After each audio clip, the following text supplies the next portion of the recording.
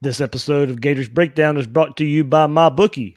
MyBookie will match your deposit by 50% all the way up to $1,000. Head to mybookie.ag and use promo code Gators to activate the offer. Bet, win, get paid at MyBookie. The Gators Breakdown podcast is ready to go. I'm your host, David Waters, and you can find me on Twitter at GatorDave_SCC. And joining me on this episode is Will Sammon from The Athletic. And Will, man, here we are getting together for the last time of the regular season, and this time taking a look at the beatdown Florida gave Florida State 40-17. Yeah, successful season for the Gators, wrapped up exactly the way Florida wanted it to, with, as you said, quite the drubbing Saturday night in the Swamp, with a big win for Florida over rival Florida State to wrap up a pretty successful regular season at 10-2. Yeah, I mean, 10-2. Pretty much, you go back and look at it, and coming into this season, and Florida was looked at as a top 10 team, probably around that 7-8 mark, and that's about the coaches poll got released right before we came on air, and Florida's there at 7. At SEC Media Days, we were there, and Florida was pegged second in the SEC East, and that's exactly where they ended up. So, I'll have we got plenty of time for other episodes coming down the pipe, but one I already have planned, and I'll go into it. But you can kind of look at no matter the path of how Florida got to 10-2, they still lived up to the expectation no matter what happened to them this season. Well, yeah, I don't really think that the schedule was as difficult as we thought it would be. Obviously, you had Auburn, Georgia, and LSU, and those were massive matchups, don't get me wrong. But we thought it would be a little bit deeper. We thought maybe Kentucky would be a little bit better, even though they did manage to salvage a pretty solid season despite all their injuries. But Miami being as dreadful as it is, and Florida State not really improving all that much from last year doesn't help the non-conference schedule for Florida. But when you consider the injuries, particularly at starting quarterback, I mean, the Gators lost their starting quarterback and arguably their best defensive player. Obviously, John Gennard became it, but before the season, the best defensive player was probably either Jabari Zuniga or, beyond the corners, it was Jabari Zuniga. So he's been out for the majority of the season. So you lose your QB plus your premier pass rusher, and you still managed to do what you were expected to do, which was win 10 games. So you could look at it both ways. Yeah, they fell short of their ultimate goal, and they still have a gap between them and Georgia that they need to tighten up to really make a move. But for right now, in year 2 under Dan Mullen, this is probably pretty solid. This is probably he should be pretty satisfied with where he is. Obviously, he's not going to say that, but I think if you look at it objectively, this is probably where you want to be for Florida at the moment right now.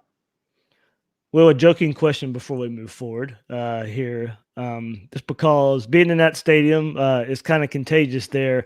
Being in the press box too, I know you can hear it. You get caught up in singing Tom Petty at any point? No, I love it. I love to watch it. It's one of those deals where like I kind of stop what I'm doing and I just watch because it's that. Yeah. I don't really sing along, but maybe next year, something like that. In your head. In my head, maybe, yeah. Maybe a couple of lines for sure. Good song, man. Absolutely, and that was a fun one, because we don't get to see many Florida night games. It just hasn't happened. Yeah, that was great. Yeah, and especially since they've started, "Won't Back Down," the Tom Petty song. There, we haven't seen that in a big game, night game atmosphere too many times. So with the with the cell phones going off and the blowout already in place, I think the fan base might have been at its loudest singing that song instead of the senior day festivities and singing Tom Petty more so than any time just when trying to yell at FSU when the offense is on the field. Yeah, it carried over into the play too a little bit. That's right. It usually does. So that was kind of cool. That was kind of funny. But yeah, man, I thought about that before the game, like right before the game got started. I'm like, man, it's been a while since there's been a night game here. So it kind of felt cool. It was a good atmosphere for sure. It was right up there with Auburn, probably even better than that. Yeah, overall, in a way, I think the crowd was amped, especially before game, pre-game. I thought the sustained loudness of the crowd, I think, probably still goes to the Auburn game. That's fair. But the excitement for senior day and kind of the build-up, I thought leading into last night was absolutely phenomenal. Yeah, no doubt. I think you're absolutely right with that. Just because it's like It makes sense. I mean, Auburn, the game mattered because it was top 10 and it was turning point for, the season was basically on the line there. You had to win that game to remain relevant. Mm-hmm. So here it was, I mean, people got what they expected, a lopsided victory over your state rival, which is cool if you're Florida fans. But again, it's one of those things where it's expected. So it's not the same sort of hype. Absolutely. All right. We'll get into looking at what took place on the field as Florida beat FSU 40-17. But before we get there, remember you can find Gators Breakdown at news4jax.com/Gators Breakdown. You'll find all the episodes there, as well as News4Jax coverage of the Gators. Also, catch the podcast on Apple Podcasts, Google Podcasts, Stitcher, Spotify, YouTube. Some of you are watching the YouTube version live now. Thank you very much. When using those services, please share, rate, and review the show. And on social media, follow Gators Breakdown on Twitter and Facebook at Gators Breakdown. So I'm going to start with a quote here. We'll go kind of for these seniors here from Dan Mullen. He says, quote, "It's really special to me. I know when you come in, we didn't recruit you, but this is how we're going to run the program. This is what we believe in. This is how the program should be run in the future. Those guys believed and bought in. I think every single one of them.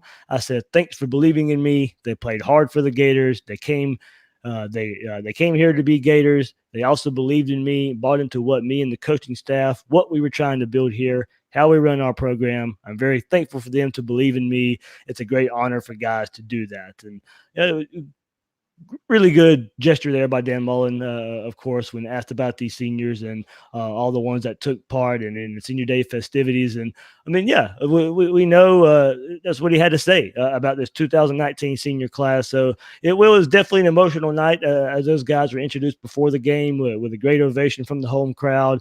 It was pretty cool by Mullen on the first play of the game. The four senior wide receivers are out there making the start. Those guys had big days. Grenard had a big day with 3 sacks and 6 tackles. David Reese had 6 tackles. It was senior night, and it was the seniors that really got to show out. Yeah, 4 seniors plus Pirine Yeah. to make it 5 wide, all seniors.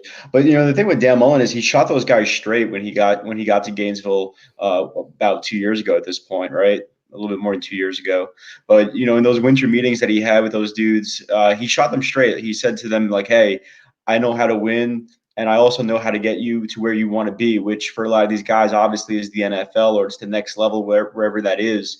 And he basically told him, "Hey, I know how to put you in a position to be successful," and that's what we hear from a lot of coaches. It's a big coach speak thing that people sort of fall on these days. But Dan Mullen has walked the walk with it because we've seen it firsthand with numerous guys. One that comes to mind right off the bat, just fresh off his performance from yesterday, was Freddie Swain. Mm-hmm. That guy was vastly underutilized in the previous regime. Dan Mullen moves him to the slot last year, and since then he's thrived. And we've seen also guys like Tyree Cleveland just epitomize that unselfishness and that buy-in. So it works both ways. Dan Mullen had to present himself in a way that would be enticing for guys to want to buy in, and then they have to say to themselves, okay, yeah, we are going to do it. But it doesn't work unless it actually happens, of course, right? Yep. And it has, and so like the proof's in the pudding with it, and that's why it was so much more the opposite of what we saw just across the other sideline, which goes to show you just how not fickle, but just the chances of it not working out could be just as high sometimes. Yeah, I think the quote from Mullen and the way you could tell Tyree Cleveland was so emotional. He didn't really want to go into the locker room after the game. He wanted to kind of soak it all in. And with so many, and your article at The Athletic definitely alluded to this. With so many recruits and so many guys there in the stands, looking at everything that's going on with this program, and to kind of see, of course, you were there for the game, but forget about the game for a second. You see the quote from Dan Mullen. You see how much these seniors cared, the guys that weren't recruited by Dan Mullen, how much they now end up caring about him and all that. I mean, yeah, it speaks a whole lot. It sends the right message to these guys. And look, for whatever, we'll get into it. We'll have plenty of time of recruiting and whether it's good enough under Dan Mullen or if it's good or if it's not good enough. But there is a different way of going about it and an actual care and actual belief of doing the right thing when you see how these players and these coaches react with each other. For sure. And I think that we could objectively say, at the very least, whether we get into the recruiting rankings or which prospect is committed and how good is that prospect versus, the group at Georgia or LSU and do all that. But I think we can objectively say that it's at least moving in a positive direction for the Gators. And I think last night was evident of that, where, you have about, hundreds of prospects there and they're looking at it and they're watching. Yeah, they're seeing kind of a blowout score, like you said, but even more than that, you're seeing some more intricate things too, as far as how the seniors are utilized, how playmakers are utilized. Kyrie Elam getting a start at corner as a freshman still, Diabate picking up some sacks and tackles for loss. I mean, so like you see those things, and it just allows you to kind of like buy in. I think if you're a prospect into what Florida is selling, which they planned, or I guess just by default, it's been the product on the field sort of thing for them as far as their recruiting tool. And we'll see how much it's going to work, but you can't really deny that it's moving at least in the positive direction, it seems. Absolutely, absolutely. So here we go for the offense. Good to see the offense get off to a great start. The Gators had great success scoring early in games earlier in the season, kind of leading up to the Georgia game. And since since the Georgia game, the offense has come out, not put up much early in games since that Georgia game, of course. So that changed versus FSU. Florida marched 75 yards in 11 plays on the first drive. Trask converted a 3rd and 10 on a 19-yard completion to Van Jefferson. And then he ran for 2 yards on 4th and 1, and then capped off the drive with a wide receiver screen to Freddie Swain for a 19-yard touchdown. Trask completed passes to Swain, P. Ryan, Jefferson, and going 6 for 8 for 69 yards on the opening drive. And then kind of extended in the good start. The Gators actually scored touchdowns on their first 3 possessions. 75 yards, 85 yards. They did have to punt on the 4th drive of the game, but then followed that up with another touchdown and a field goal in the first half. So 6 drives in the first half, scoring on 5 of them. Florida held a 30-7 halftime lead, a 305-yard and 95-yard advantage, 266 of that passing, averaged 7.3 yards per play, holding FSU to 3.7 in the first half. Will, with the great home crowd and emotions riding high, it was great to see the offense come out firing, put up points right away. The game was essentially over at halftime after weeks of not really being able to get into that first half groove. That was the thing, right? That's kind of like what you looked at, like how quickly will Florida be able to get rolling here was kind of the thought I had, because as soon as Florida did get rolling, the game was going to be over because it was just two different program, two totally different programs.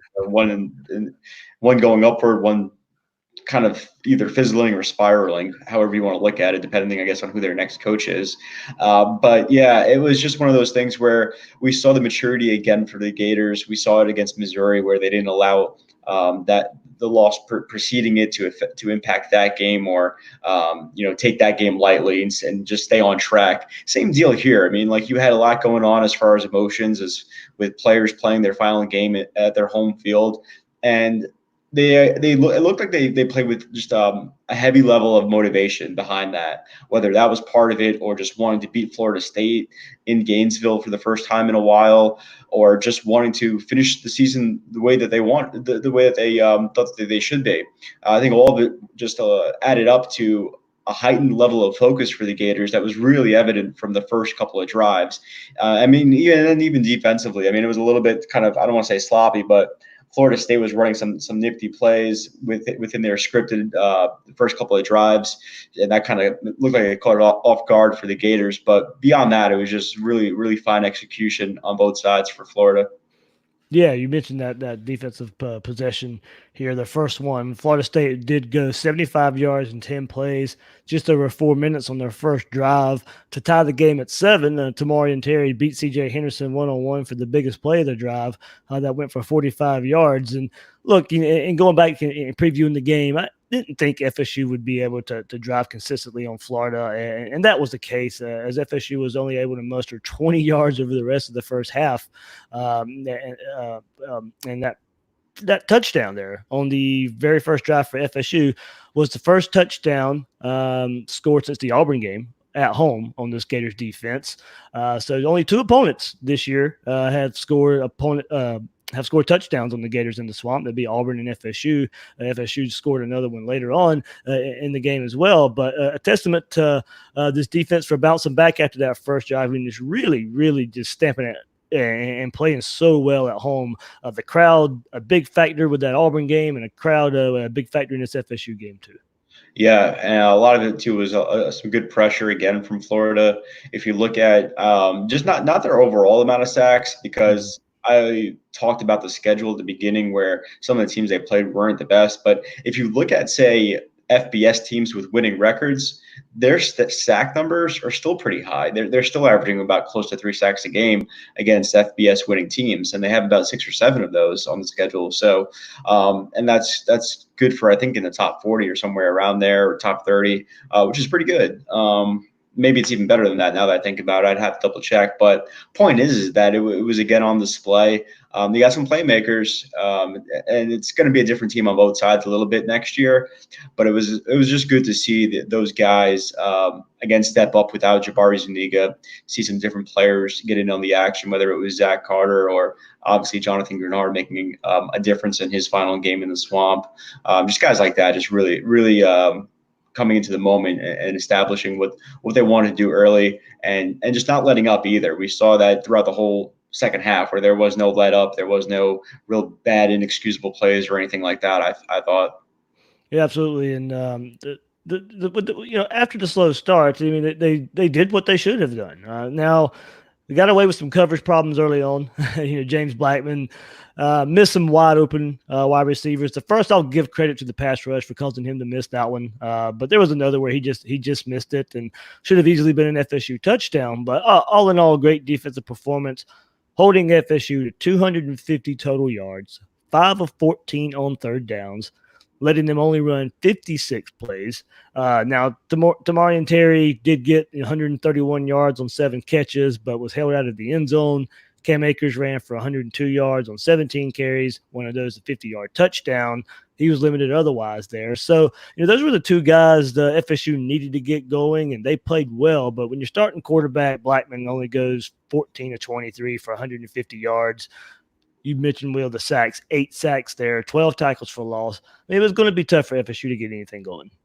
Yeah, and Akers and Terry were, I want to say, pretty much non-factors in the first half when the Gators were up, 30-7. So, I mean, just the garbage time to me doesn't really make a difference in how I view the game, obviously. So, Cam Akers was held in check, and it's really not his fault. I mean, he was probably the most talented player on the field, I thought. It's just a kind of, again, the comparison between Florida State and Florida, where Florida State has those couple of good players, and it's like you completely basically wasted them their previous 2 years on this team. So, yeah, it's just a bad team against a team that's one of the top 10 teams in the country.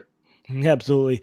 And, man, Jonathan Grenard, you brought him up too. His last 2 games here, 8 tackles for loss, 5 sacks, forced fumble, led the way this season for the Gators defense that has 46 sacks on the season, their highest tally since recording 50 in 1997.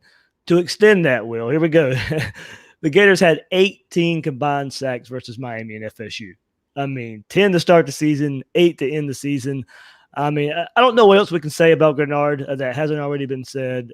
As high as I was on him coming into this season, no way I could have predicted he'd have this type of year. I know we know he's only here for 1 season, but see how much he cared, how much it hurt him not to be on the field in Death Valley. See how much passion he played with this season. I know it was only 1 season, but this Gator fan in me has no issues calling Jonathan Grenard a Gator great already. That's pretty cool. I think what could be a little bit easy to sort of overstate is the impact that he may have on other guys. We don't know exactly how that's going to work out. But it doesn't hurt to have a guy like that as a veteran presence on your team at all, because you do have a couple of younger players on that defensive line and that defensive front, a couple of edge rushers that are young, like Chris Bogle, Diabate, even Jeremiah Moon is still relatively young in comparison to a guy like Bernard. So, it looked as if those guys were learning and just kind of picking up on things where, okay, this is how it's supposed to be done, or this is how I'm supposed to prepare and get ready This is how I go about my work throughout the week. And so, like I said, sometimes it's easy to sort of oversell that because people are different. And just because you see somebody doing it doesn't mean that you are. But it certainly doesn't hurt to add that guy to your locker room. And we'll see, because I think it could have that sort of impact where it is a guy that provided an example for others. And that could be a lasting impact for him beyond just this one season, like you said, because he has been great. He has been tremendous. And I thought he would be very, very good. I don't know if I would say borderline All-American like he is right now, or even probably, I don't want to say guaranteed All-American, but it would be kind of surprising if he wasn't at least second or third. But point is that I don't know if I would have penciled him in for that. I did think based on everything I had heard heading into spring ball, that he was going to be a major factor. So it didn't really like shock me, but the consistency that he had, and also the heart, because this was a guy who wanted to be there for those games and those reps, and those downs that he missed because of injury. And it was just written on his face, where he was just so disappointed, it looked like, on the sideline when he was not able to get in there. And then he makes the most of it, and he makes up for it when he is healthy. Absolutely. So definitely would be missed in just after the one short season we got with him. So go back to the offense before we move on, Will, and go back to Trask and the passing attack. It was great to see one last look at just how far this offense has come with Trask and the wide receivers. Throwing Emery in there too. The Gators passed for 390 yards and 4 touchdowns. Trask goes 30 of 41, 343 yards and 3 touchdowns. Swain, Jefferson, Pitts led the way with 5 catches each. 10 different wide receivers caught passes. Man, that the throw of the night, Trask.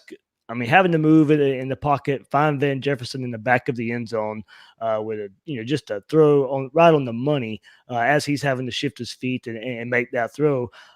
Best throw of the night, and honestly, might have probably one of his most impressive throws for me this whole season.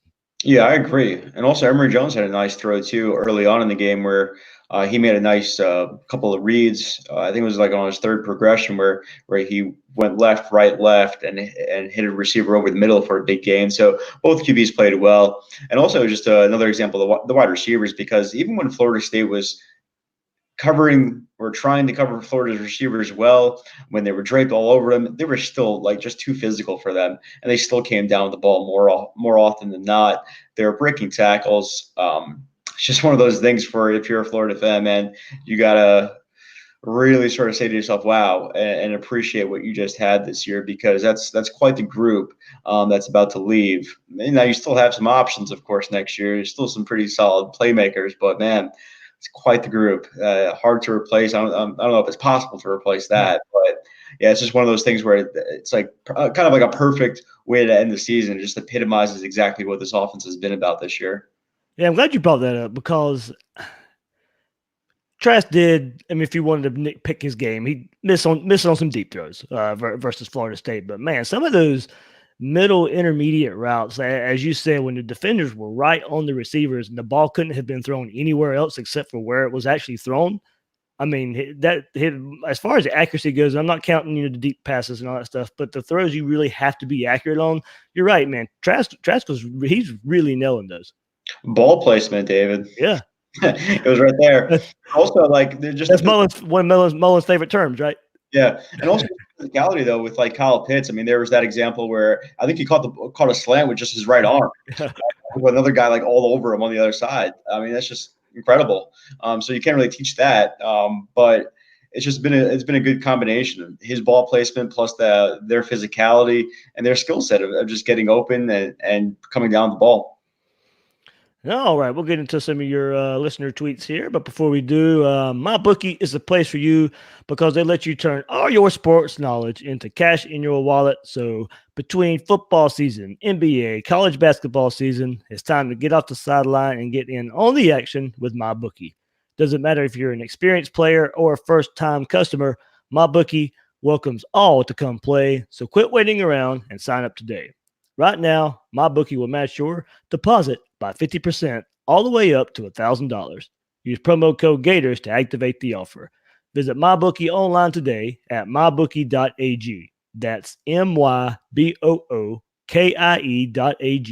And don't forget to use promo code Gators when creating your account to claim the bonus. Bet, win, get paid at my bookie. And Will, of course, a big rivalry win. So listeners here definitely want to send their thoughts here, and start with Gator Rillis, who says it's always good to beat up on the Knowles, and spells it with 6 L's. So very nice. FSU, do what? That's good stuff. Yeah, absolutely. FSU schemed a good opening drive and then derped the rest the way, rest of the way pretty much. It felt like a Mac Nuss game plan. We need to hit the trail like madmen now and get some top notch in-state guys. And well, it kind of goes back to your article a little bit, man, that you released on the Athletic in this review back of the FSU game and all the recruits in attendance. And I think it was 500 that you said were in attendance, future recruits. And Will Miles and I brought it up too when kind of looking at this, for Florida's class right now, this 2020 class that's coming up, it's pretty much already determined for the most part. You got 5, 6, 7 open spots maybe of guys that are you have 20 commits right now, and not many more open spots. And you've already got those. You already have a lot of those guys targeted for the rest of your open spots. But the game like FSU and the game like Miami, and those two teams struggling this year, I mean, it goes a long way into your 2021 class, your 2022 class. Yeah, Dan Mullen makes a really good point when he's asked about these type of things, and it's like, I don't know. This is him talking, and he says, I don't know exactly if it has a major direct impact. Us beating Florida State in a big way like that, does that completely change a kid's mind or not? I don't know. That's pretty much what his take is. And I sort of agree with that, just because it's one of those things that's easy to say like, oh yeah, now we're rolling. Like now it's time to pick up or flip these kids or whatever. And it doesn't necessarily work that way. Sometimes guys are committed for so many different reasons. They either maybe grew up a fan of the certain school, or it's just a better fit for playing time, or just whatever the case is, relationships, a whole plethora of things that everybody already knows about. But like you kind of mentioned, it's like, these things don't hurt for those kids that there's always going to be a portion of kids that are on the fence, where it's like they don't really feel too strongly one way or the other. They don't grow up a major fan in one way or the other. They could be swayed. And so it's like these sort of situations where it's like so obvious. It's not even just the final score. It was just the way the game was just clearly one-sided, with everything that you want to list in favor of Florida, where it's like, yeah, it's pretty clear that one program is one way and the other is the other way. So it definitely should help. I'm just kind of hesitant on just like how much right now. It's one of those things where they really have to capitalize, because it's not as if like they're so far away from Florida State and Miami in the recruiting rankings that, it's like such a wide gap. It's not. And that's kind of more of a credit, in my opinion, to Florida State's recruiting, where like they haven't completely fallen off the map, even though they've had a couple of bad seasons. So that's kind of some props to them. And also the other part of it is that it's really hard for Florida to widen that gap, because to widen that gap means that you are now in, say, the top 5 instead of the top 10, top 12. And to be in the top 5, you're competing with the elites of Georgia, LSU, Alabama, Ohio State, Clemson, and you're recruiting at that level, which we know the Florida Gators are not right now. So it's a hard thing for them, because those programs, Miami, Florida State, I just don't see them really going away like that. But clearly now is the time to sort of capitalize, if you can, on those kids who may be on the fence, or you could sort of plant those seeds for the 2021 class as well, or 2022 for that matter. Yeah, well, to kind of go to that point and extend it, Florida State, Miami, because of where you're located, it's by default you're going to be a top 20 class. I mean, it doesn't really matter how much you're struggling. Look, Florida struggled under Jim McElwain and Will Muschamp. They were still pulling in top 15 classes. It's just in top 10 classes, top 5 classes. I mean, struggling on the field, and sometimes I think it's overrated. If you're a recruiter, you can recruit, but also when you're part of this big 3, by default you're going to be a top 20 class. You have a brand, and you're in Florida, which is one of the best states for prospects. So it's you have history, you have things that you could sell, and you're always going to sell, even if you're on Florida State or Miami, that, hey, you're going to be part of on the rise and this and that and playing time. So you look at it either way. But again, it comes down to just the state of both programs. When you're talking about just Florida State and Florida, it is just so obvious that you have to continue to beat them in the offseason. You just have to. It doesn't matter who their coach is, Mhm. or who their coach is going to be. You have to win on whoever those borderline kids are. And it's kind of funny though, because like this particular class for 2020, I'm not so sure if they are battling Florida State for those kids. Right. It doesn't look like it. So again, that's another funny thing, where it's been like one of those type of classes that we don't see a whole lot of like battles going on between them. So there's that aspect to it where they're kind of recruiting different kids, and they're battling other schools for them. So there's that part of it. So it's kind of a tricky thing to sort of gauge and explain. But the long and short of it is that they really need the Gators I'm talking about to keep the positive momentum going and close with some big names, because like you mentioned, they only have a few slots left. But similar to last year, they're in position where you should be able to land some of your top blue chippers at these final spots, like they did sort of last year.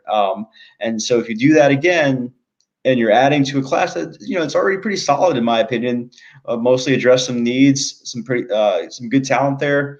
But if you can capitalize and continue to add some of those big name blue chippers to cap it off, then you have some major momentum heading into a big year 3 for Florida under Mullen. Yeah, absolutely. And Gator Realist had another thought, and I'll get to that in just a second. But to follow up with what we just discussed, Gator One at Gators 1205 says, could have been worse. Talk about the game here. Should have been worse. Probably needed to be worse for New Year's Six bowl purposes. But in the end, the only thing that matters is that hopefully it didn't need to be worse to land all those recruits that were at the game. So 40-17 to me is, I mean, if I see 40-17 or 50-17, it's not that big of a difference here. Of course, I'm not sure how much your college football playoff selection committee is watching a game that was pretty much already over with at halftime. It's there, but I would assume that everything. I was in the stadium too. I would assume that the recruits saw enough, had good times. Found plenty of ways they'd be used, especially if you're a wide receiver, or seeing how much you actually are needed if you're a running back and an offensive lineman there, or continue the good ways of everything you saw on defense there. Um, I think just all in all, fans, recruits, I still think you have to be pretty satisfied with what was put on the field against FSU. Oh, no doubt. I mean, you shouldn't really have too many complaints there if you're Florida. You completely blew them out. There really wasn't a whole lot of things that you question. The only thing that you sort of question is you go back and look at the losses, but those things could be sort of addressed by, at least in the LSU game, you didn't really have the pass rush because you were missing your top guys and that sort of thing. So again, at the beginning of, like I said, Florida, obviously they want to win every game, and they're going to say that, but objectively, this is probably where they would have wanted to be, or would have signed up to be 2 years from now, or even last year, to kind of go back to back 10-win seasons, get one more win than last year. So I think it's been a successful season for Florida, and that was sort of epitomized in their blowout last night. Yep. And go back to Gator Real says, he goes, now we just wait and see if how the committee justifies putting Alabama above Florida despite a worse out of conference schedule, no quality wins, a worse loss, losing to a team we beat, and only 3 wins over Power 5 bowl eligible teams versus R5. There's no logical explanation they could give. And that's one thing we'll be looking out for this week, Will, when Tuesday comes around in the college football playoff, and Florida got some losses from teams in front of them that they absolutely needed to kind of be cemented in the New Year's Six game. We'll see how far the committee drops Alabama. Yes, it's a team that lost to Auburn that Florida beat. You look at a lot of common opponents there, and South Carolina, Tennessee. Say Florida played better versus Tennessee there than Alabama did.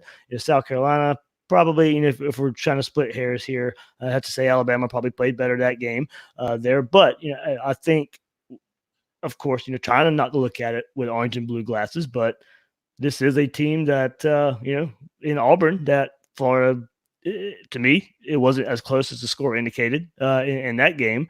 and both teams on their backup quarterbacks as well. Mac Jones with Alabama and Kyle Trask with Florida. Florida did get the benefit of playing them at home there. So there'll be a lot of things I think the committee looks at, and I'll agree. Florida's got a much better win over Auburn that this Alabama team lost to.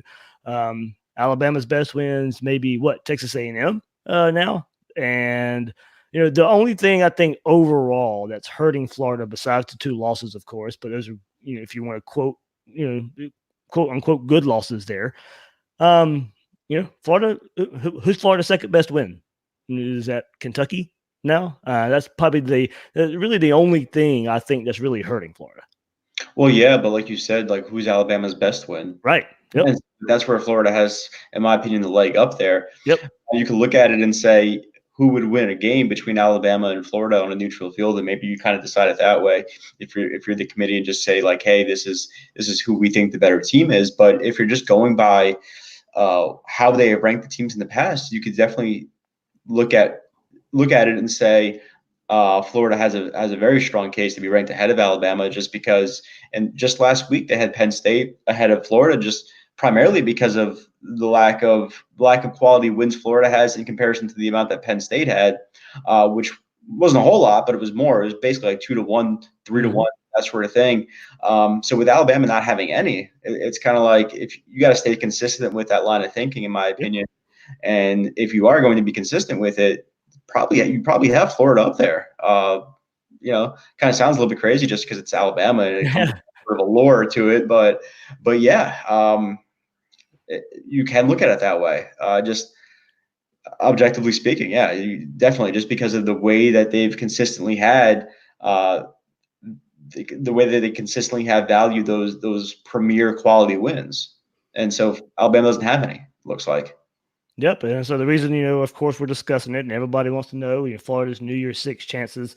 You're probably looking at right now, if Florida is ranked ahead of Alabama, I don't see how Florida does not get the Orange Bowl here, because the way it is worded here on the SEC's website, the Orange will be ACC versus the highest ranked SEC/Big Ten non-champion or Notre Dame, when the Orange is not a semifinal game. So it will be ACC team, more than likely Virginia, that will host, or that will be in the Orange Bowl, versus the highest ranked SEC Big Ten non-champion. It would have to think that Penn State would have to go to the Rose for Florida to get into the Orange Bowl.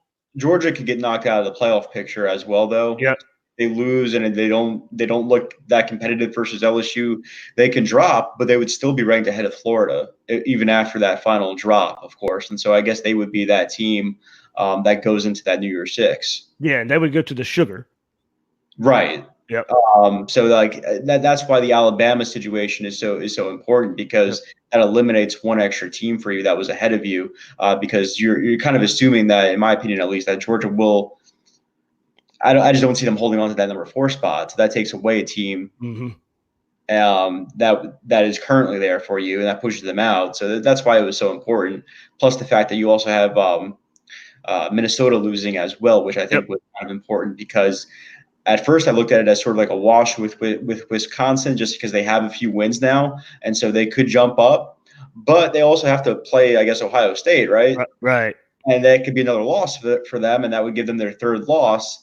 And so would that put them ahead of Florida? Probably not. Not with 3 losses, you would think. So, right? Yeah, I mean, the way to look at that there, if Wisconsin will probably jump Florida by beating Minnesota, but as you said, a game against Ohio State this week, they would suffer another loss. So, Florida's probably got a pretty good chance to be the highest ranked SEC Big Ten non-champion. So that's how it worked. That's how it worked out to get the Orange Bowl. Yeah, we went from just the rankings from the other day coming out, and me saying to myself, okay, they're out of the New York Six picture for right now. Yeah, we're gonna need a little bit of help. But now I assume by Tuesday night, when the rankings come out again, that we're gonna be sort of the reverse, where it's like, okay, they're back in the New York Six, firm contention for it, and they just don't need something absolutely nuts to happen, I would suppose. Right. I guess the Cotton would be another avenue there for the Mhm. New Year's Six as well. So here we go. Plenty of bowl talk we'll have coming up, and also next week as well. So 904 Ernest says Trask is a surgeon in this offense, and Will, he brings up an interesting point here. Not fully buying we need a running quarterback for this offense to be elite. We just need a traditional running game. So that's been a hot topic, of course, throughout Gator Nation, and trying to compare the quarterbacks, Trask and Jones, moving forward to next year, and who needs to be the quarterback. And look, if you find a way to get a traditional run game, the offensive line takes its strides, and Kyle Trask is your quarterback, there you go. You got your pass, you got your run. If the offensive line doesn't come along, and is passing the ball 40 times a game enough to go undefeated or only have one loss in the season, there's really no way to know. The schedule does get much easier next year for Florida there. So but it is an interesting take here that this offense in Dan Mullen doesn't necessarily need a running quarterback, but a run game just in general. Yeah, I don't know. I think ideally you want everything for sure, but I think this year has proven a lot that you can win big without it, Yeah. without something. Whether that is if your other strengths are that strong, or if it's that much of an advantage, which it was for Florida. The thing is that it's just not going to be that case next year. It looks like because you're just not going to have that surplus of talent that you have this year. So it's going to be different. So you probably will need a little bit more of a run game, but I'm not sure. I don't think you needed one this year, though. I really don't. I don't think that's why you lost to LSU and Georgia. That's not what separated you from them. So I think that they had some balance. Dan Mullen said it in jest the other day, but he was right. They had balance because of the way they distributed the ball. You didn't know where the ball was going, so that's balance. That's fact. That's what people talk about when you say when you want to have that 50-50 thing. So it's the same idea. It's just a different way of doing it. So I don't think they really needed one this year. They probably will need one next year just because of the different personnel. Yeah, absolutely here. And Dustin Woolbright at Diffenstrader 19, he says finished undefeated in the swamp and had a better regular season record than last year. This was a fun way to cap off another step in the progression of this team. These seniors are special, and I'll be interested to see who takes up the leadership mantle they're leaving behind. So if we do take a look forward in just that regard, Will, I say Kyle Pitts is one I'll be looking at there and kind of losing so many receivers that Florida's losing, and somebody who had the production and somebody who's going to be on the field as much as he will be. I think Kyle Pitts is one guy that I'll target there for that little leadership role. Yeah, I could see that. I could also see Trey Grimes being a guy. He's very vocal. He's a guy who everybody knows how talented he is. So he's a junior, so obviously he has the opportunity to go to the draft if he wants to. But saying if he comes back, he's a guy who I think he's been around the program now. This would be his third year. He was at Ohio State prior to big time, former big time prospect. So he has all that to give him that sort of respect. And he's posted the numbers. And like I said, he's pretty outspoken. He's a very good communicator. So he'd probably be one of my guys who I think would be somebody that people would look up to and easily respect. And I could see him being that guy in the huddles, breaking things down and being that guy that people rally around just because of his personality. So that would be for me offensively at the top of my head. Yeah, defensively, I probably will struggle there a little bit to kind of name one right off the bat. I mean, Grenard was able to come in here in 1 year and be that low. David Reese, of course, and his role and leadership for years that he's been able to bring to the table.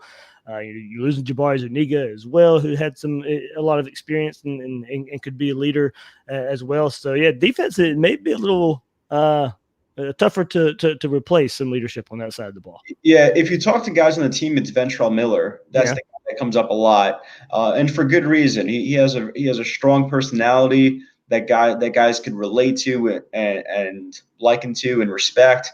And he's also played a lot better the last several weeks. It's kind of gone under the radar a little bit, but he's really stepped his game up, and you got to really rewatch the games or be paying attention to him specifically during the games to really notice sometimes. But we aren't really calling his name out a whole lot when we're talking about too many busts in coverage or blown gaps or this or that, like we were maybe last year or early on in some portions of the games this year. He's gotten a lot better.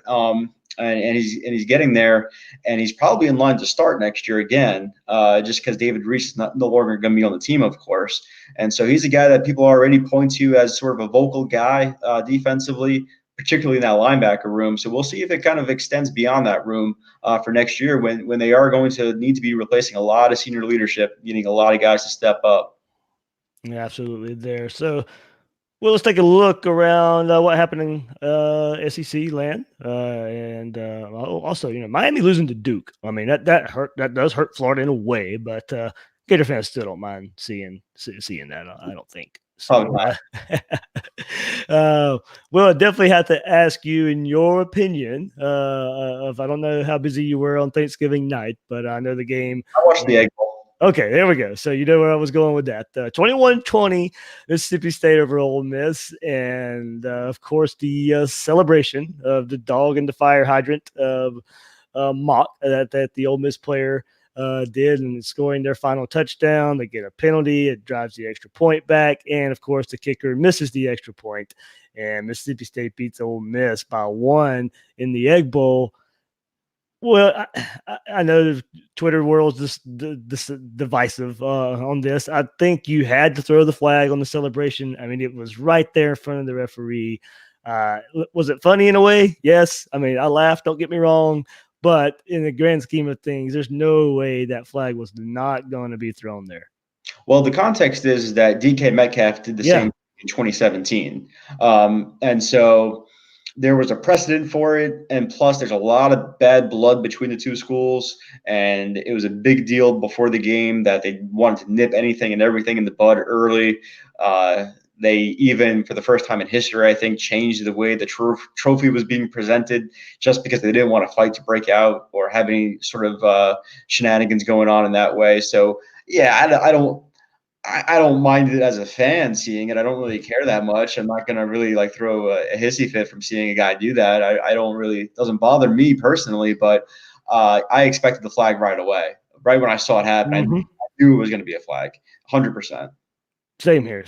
So I thought it was the right call, but crazy. Still had a chance. Do what? He's got to make that kick. There you go. You read my mind. That's exactly where I was going. You still got to make it and take that game to overtime. So would have been interesting, though, if there wouldn't have been the penalty if Ole Miss would have went for 2. Yeah, that would have been quite the call, too. Yeah. And the funny thing is that the talking about my bookie, the spread for that game was -1, 1.5. So like that just adds to how many people were just watching that one play and think to themselves, oh man, what's going to happen here? So a lot was on the line, let's say, on Thanksgiving night. Oh man. So, and then on the way to Gainesville yesterday, we get word, on Friday, Missouri beats Arkansas 24-14, but a day later, I'm on the way to Gainesville and get the notification that Barry Odom has been fired at Missouri. I thought it was surprising for me, and because of a lot of the off-field issues he had to deal with in his time at Missouri. I mean, I guess I don't blame them for firing him, but I guess I thought he would have gotten one more year to maybe, because it's not like he was terrible. They were a pretty good team last year. They put it all together for a late season run last year with Drew Lock. I know a lot of people expected a whole lot more this year with Kelly Bryant coming in, and they lose the opener to Wyoming. Then they go on a winning streak, and then these last 4 or 5 games just look like they're lost. They completely look like 2 different teams there. So, yeah, kind of, I mean, like I said, I don't think I would have done it. Kind of surprising to me, but I can see why they did it. Yeah, I could see it too, just because if you look at the past 2 years, they had some talent on those Missouri rosters these past 2 seasons, and they were supposed to do a little bit better in each of them than they actually ended up doing. And so they could really look at it and say I don't want to say wasted it, but they definitely fell short of, I think, what the sort of the potential of those teams could have been. I think they fell short, and that's kind of like if you're going to have those rosters and you're just going to put up the wins that they did, what are you going to do with less? Which is they're probably going to have less in the future. So Yeah. I think that's kind of like where they were at with Barry Odom. Got you there. All right, quickly we'll go through the rest. Georgia destroys Georgia Tech 52-7 there, but DeAndre Swift did get injured. He's supposed to play next week in the SEC championship game. Pickens, the wide receiver, will be suspended for the first half versus LSU next week after he got into a fight with the Georgia Tech player. Kentucky destroyed Louisville 45-13. They ran for 517 yards rushing. Clemson 38-3 over South Carolina. The big upset, Auburn 48, Alabama 45 in the Iron Bowl. Tennessee 28-10 over Vanderbilt, and then LSU 50-7 over Texas A&M. Blowout fashion there. So Will and man, that's it for the SEC season. Everything, anything catch your eye in the conference this year, and kind of looking at next year. Well, just how good LSU was is still the story to me, and it'll be interesting to see like with how that continues, or what that means for Joe Brady's future as the passing game coordinator over there, whether he stays there, what that means for LSU's future beyond this year, because it's wrapping up to be a pretty special year for them. And I bring that up just because that matters, of course, to Florida. It's not only do you play them every year, but big team as far as recruiting goes that you're battling with pretty much for majority of the guys, it seems, on this commit list. Quick prediction for SEC championship game. I'm going to go LSU for sure. I don't know if Georgia could beat them if they played multiple times in a series, for that matter. Like if it was say like a 7-game series, how many games you're giving Georgia? I'm not sure. In a 1-game, just winner take all sort of thing. I just think LSU is the better team. I have a lot of respect for Georgia's defense. They're really good, but have you just yet to see a team even come close to stopping LSU? That's exactly how I feel there. I think Georgia's defense may hang tough for a quarter or so, and then I think LSU probably gets their bearings under them, and then kind of just win up by a couple scores. Once you get kind of well into the second quarter, I think they'll be up by a couple scores. And Georgia's not built for that sort of shootout. No. So it's just not a great matchup in my opinion. Agreed. So Will, man, thanks every Sunday, man, for doing this after every game. I know the Gators Breakdown listeners really like having your insight here and over there at The Athletic. I'm grateful you took time every Sunday to come on here and talk some Gators football with me. And most importantly, man, it's been fun. Oh, yeah, man. It's been a blast on my end. I appreciate it being on. Hopefully we can do it for the bowl game. Why not, right? Absolutely. Yeah. Yep. We'll do that. Whenever we figure out we'll figure out all together next Sunday. We'll figure out where the Gators are going bowling. And once again, Will, can't thank you enough. What you got coming up at The Athletic this week? Yeah, we'll probably be covering some recruiting stuff. We're going to do obviously a final look back on the Florida State games, looking at some Emory Jones, Kyle Trask things with what we saw against the Seminoles, but mostly just going forward into recruiting now with 14 or so days left before the early signing period, and obviously look at the bowl situation for the Gators as well, for at least for this week. And then after that, we really get into some offseason stuff, which usually bodes well for us at The Athletic, just because that allows us to do some more sort of off the radar sort of features and stuff, which is always pretty fun. Yeah, absolutely. So go sign up at The Athletic, get the app, go to the website. Great content there from Will and the team over at The Athletic. I'm David Waters, host of Gators Breakdown. You can find me on Twitter at GatorDave_SEC. Guys and girls out there, thanks for listening to this episode of Gators Breakdown.